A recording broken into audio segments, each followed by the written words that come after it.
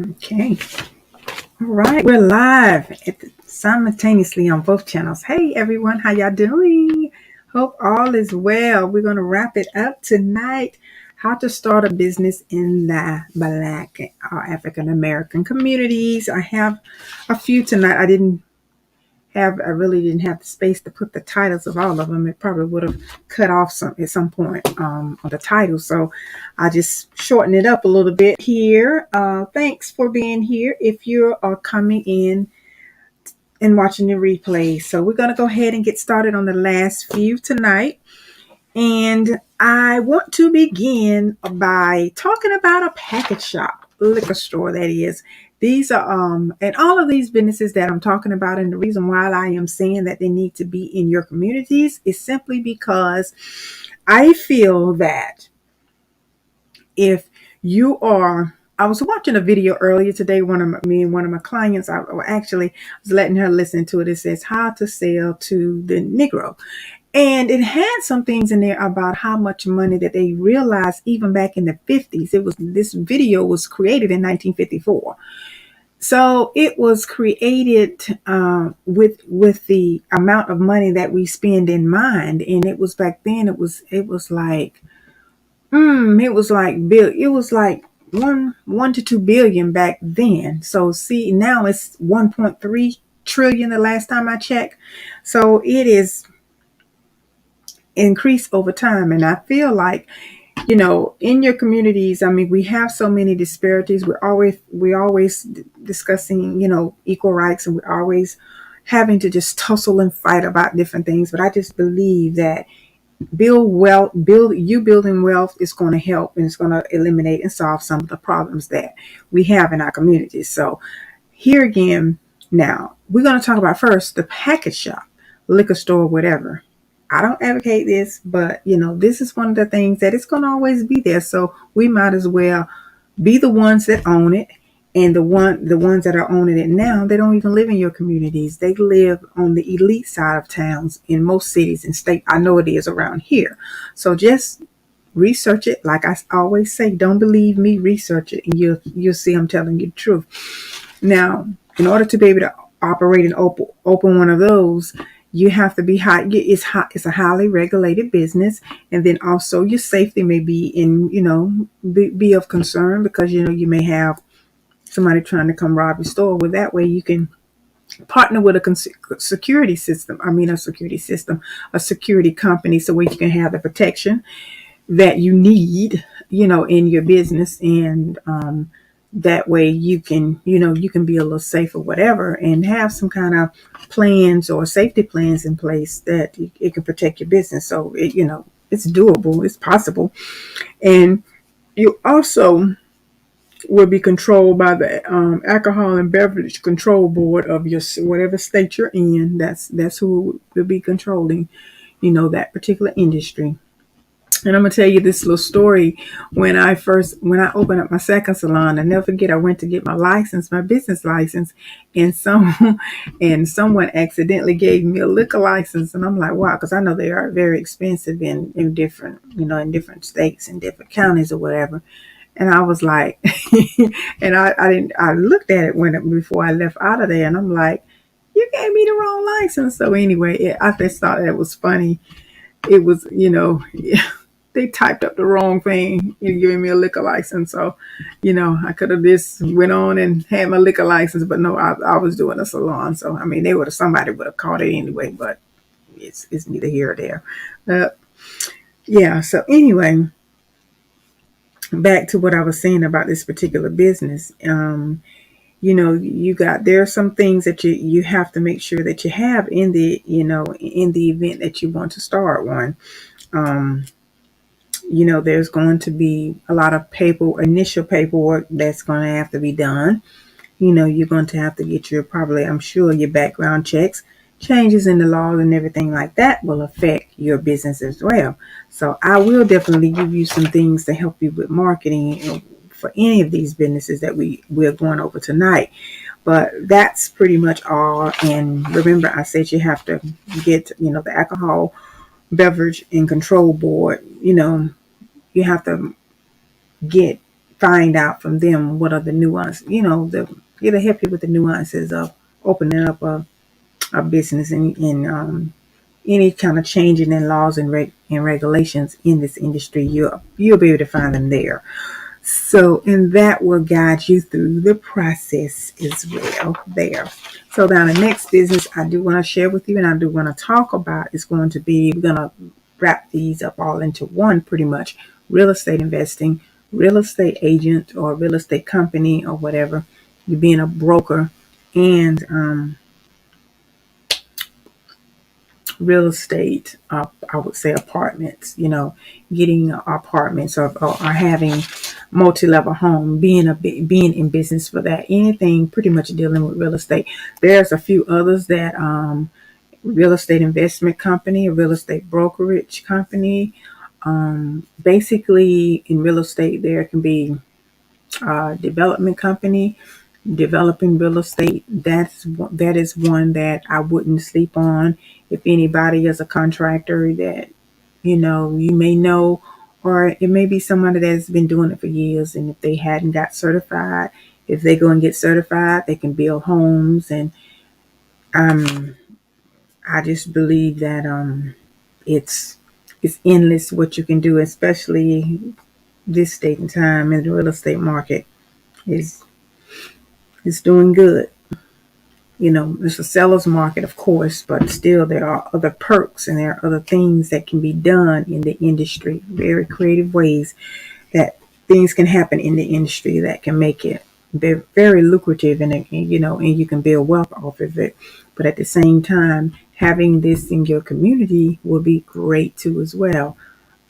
First of all, like say for instance, if you're a developer, you're going to build homes. There's homes needed, and then you may be able to build homes that are affordable for people that look like that need homes, and who knows that you may be able to build a subdivision, a community, because I think that's what a lot of the developers generally do.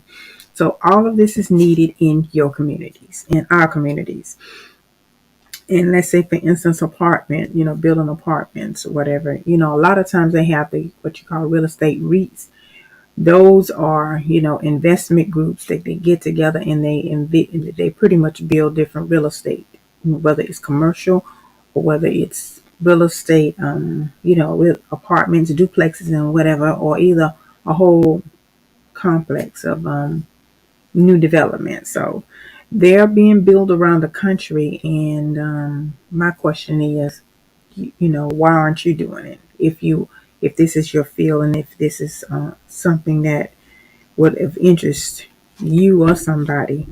Now, the next thing, hey, yeah, the next thing is going to be the business that I know that you all are familiar with is going to be the big church. Remember, I mentioned to you about getting a big piece of land.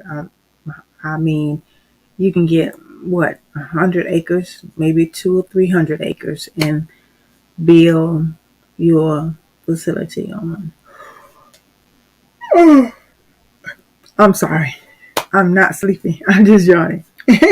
So anyway, with that being said, one of the ways that you can make this happen, I don't know whether it would have to be up under one 501c3, one nonprofit, but if there are different individuals or different denominations there, maybe you can come up with an agreement. You can have an attorney to draw up some paperwork and saying that everybody would have their own individual congregations. It probably would need more than 100 acres to build this facility. But this is the concept, everybody. The concept is have one big facility instead of having these storefront churches and everything is all over. Just have one big building, and each one of them can be sectioned off. I mean, just buy one big piece of land and let everybody have their own, their own, almost like a executive office, suite, where they'll be bigger than that. But, have something like that everybody can be housed in one location instead of you all over the place. And I'm just saying, that's that's the way. I know some churches are already established, so I do understand that. But then it might be, and then, everybody just have their own individual businesses just right there in one location, and everybody just go there. Whatever denomination they serve, they go there. They go to their church instead of we having things all scattered out all over the place. Now, the next business for for the community is going to be that I will be talking about is training centers, like for instance, places that where really a whole learning centers for your children, and then for a K through 12 facility as well. That would be very, very beneficial too, as well for our communities. And also entrepreneurship training facility. Entrepreneurship training facility. You can do a lot with that. You can have events there. You can have you know um, workshops. You can have all kind of, just like really an event center. You can have all kind of different things in there to empower your community and let it be owned by you, because because a lot of times when you renting spaces, and a lot of us love entertainment, that's why I say that too, we'll have some place to go and entertain ourselves, and at the same time you're putting the money back into your community. Just an idea, just a thought. Now, the next business I want to share with you, and I want to just say, I think we talked about the real estate. The last is going to be something in the, well, I'm kind of working on this little section here. Something in the beauty industry, our nail salons, our beauty area altogether. In some areas, there are a lot of salon suites, but here again, they're not owned by you. So, that would be a beneficial business for the communities, and breaking it down. Oh yeah, and also a beauty supply store, hair supply store. So those are some things there. And also I'm working on some things in that arena myself, because that is my background too as well, the beauty industries. But here again, I think that will be it. That's going to be all that I need to touch up on, and I mean, kind of give you a little clarity on, and a little more information. But there are a few things that I think with brick and mortars that we need to ask ourselves. I wrote down some things that I feel like what we need to know when we're doing it. Most of these it's going to have a brick and mortar component to it. So let me just run some questions by you that you need to think about and you need to ask in order to be able to make sure that you're prepared to have a business like this. What services would the business provide?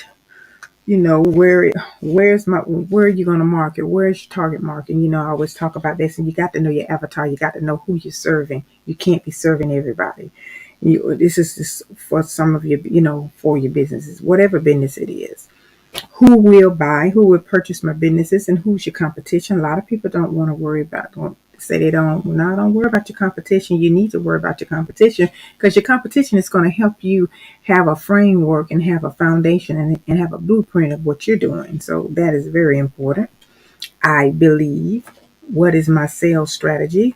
What's going to be your sales strategy? That's going to be so important, because that's what's going to bring the money into your business. How can they? Let's see.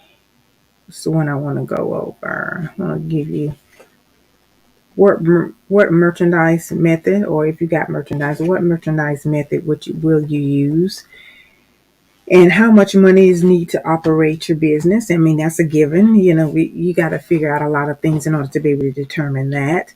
How will the work get done? How many people will you need to hire?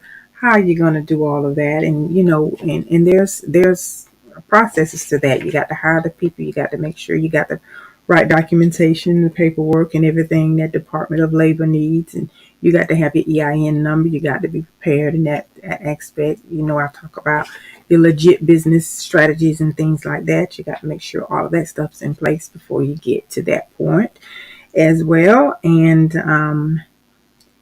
you find out what your customers want. There's ways and tactics to find out what the customers want. So before you get going, you know how to approach your marketing, how to be able to attract people into your business, and what area or your location. That's very important. What area of town or city or whatever that you're going to plant yourself, if you're going to be in a brick and mortar, and the potential sales for that location. You got to study it. You got to do some research in that arena, in that category. You definitely got to do some serious researching. And also, there are a few more things too. There are a lot more things that you should know, but I won't give them all to you tonight. I won't give them all here, but a few more, for instance, like how long that particular area, know the economic development of that area. Is it growing or is it declining? Is the crime rate, all this kind of stuff, how much traffic is flowing, things like that. Yeah. So with any business that you're doing, these are some of the things that you need to know about. So, but anyway, those are the 20 things that I wanted to share with you about having businesses in the African American communities. And also, there are more. If I get maybe I'll go over some at another time and share, some more with you. But I promise you that I will get these to you, and hopefully somebody can use them. Hopefully somebody is paying attention to, what's really going on in your communities, and so you can make it a better place to be, and make it a better place for the next generation. So, but anyway, I think that was all I wanted to share with you tonight. So I will, if there's any questions, please DM me. Please ask me these questions, ask me any question you like. So anyway, thanks for being here. And for those that are listening to the replay, I appreciate you. Thank you, thank you, thank you. I got both of my platforms on here. My crew over here on Instagram is up, alive and well. Alrighty, Facebook, I